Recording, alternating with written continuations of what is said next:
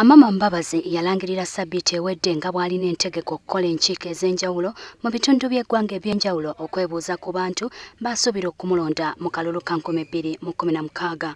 Poliisi amangu nnyo yavaayo n'ewera nga bw'etagenda kukkiriza Mbabazi kukola nkuŋŋaana zino.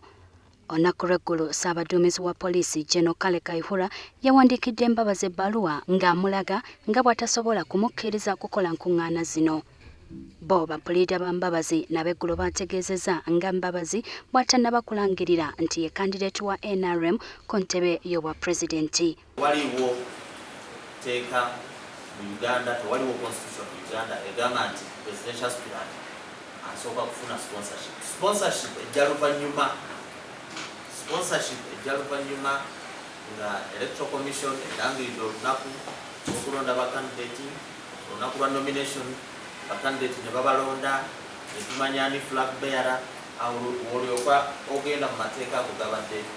Wabula era Ssaabawandiisi w'ekibiina kya NRM Justin Lumumba Kasule yawandiikidde poliisi ng'agitegeeza nti Mbabazi si ye kandideeti wa NRM ku ntebe y'obwa pulezidenti. Omwogezi wa poliisi Fred Enanga agamba nti ebbaluwa ya Mbabazi teraga buli kimu kyetaagisa nga Mbabazi byagala okukola mu nkiiko zino. Tatulaze bifo mwagenda tatulaze bifo, tatulaze budde kuva ssaawa meka mpaka ssaawa meka, tatulaze bantu bameka bagenda okuba nga asisinkana mu bitundu bino, n'ebigendererwa biki bye bagenda okuteesaako oba birowoozo ki byasuubira okukola ki. So ebyo bijja kujja luvannyuma kubanga byo byangu. I see the Inspector General of Police is writing to me saying that I am not cleared. He has no authority to clear me or not clear me. I see. It doesn't exist. Okusinziira ku nteekateeka erungamya enkiiko zino, omuntu okukola olukuŋŋaana alina okulaga ekifo w'agenda okutuuza abantu, obudde ssaako n'ebbaluwa ya nannyini kifo ng'akkiriza okukola enkiiko mu kifo kye. Enanga agattako nti Mbabazi alina okusooka okukkaanya n'ekibiina kye, ekitali ekyo poliisi egenda kumukukkira okugenda mu maaso. Bwe yabadde ayogerako ku mukutu gwa TV mu Amerika, Mbabazi yategeezezza nti mu nteeseganya ze ne Pulezidenti Museveni bakkiriziganya okuyimbula abawagizi be bonna mu bwangu ddala, naye nga kati ebbanga liyiseewo nga kino tekinnateekebwa mu nkola. Waliwo akawaayiro ke batayogerako aka nnamba 9 nti mu kukikola alina okuba nga afunye okusembwa nga ekibiina kyali wansi waakyo nga kimusembye bulungi.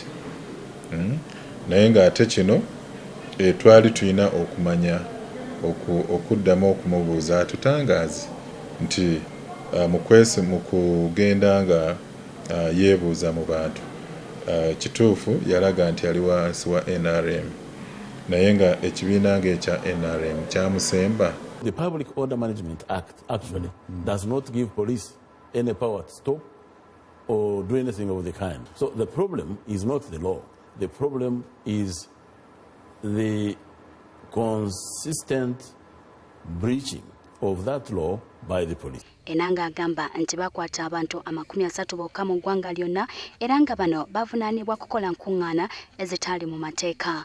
Bw'atyo asoomooza Mbabazi alaga amannya g'abo bonna abakwatibwa nga bawagizi be.